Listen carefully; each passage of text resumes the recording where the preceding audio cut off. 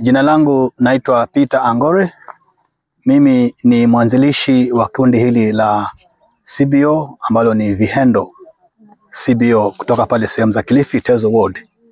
Leo tumetembelea sehemu za Kachororoni kuja kukutana na kina mama wa kundi la Upendo Widows CBO. Tumekuja kwa sababu tulikuwa tumezungumza hapo mbeleni na tukaona kwamba kuna uhitaji kuja kuwatembelea leo, hasa kuja kuwapatia mashauri, misaada na mafundisho. Sisi kundi letu limeanzishwa mwezi wa 5 mwaka huu.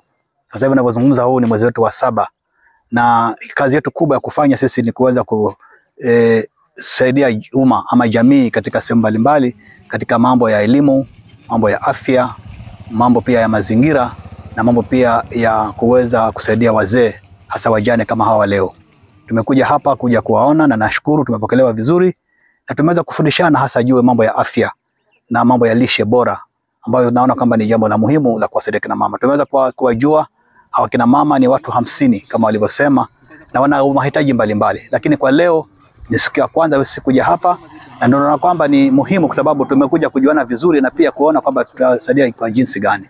Kwa hiyo wakati tunavyoendelea kuungana na wao kwa namna mbalimbali, tumeshauriana kwamba wakaanze kuweka akiba polepole na tutaweza kusaidiana nao. Tunapopata wafadhili wengine tutakuja hata mara nyingine. Kwa hivyo nataka kushukuru sana kina mama hawa, na mwanzo huu ambao tumeanza leo uzidi kuendelea ili hatimaye tukaweze kufikia upeo wa ufanisi wa vyama hivi vyetu viwili ama mashirika yetu mawili, Vihendo CBO pamoja na Upendo CBO ya wajane.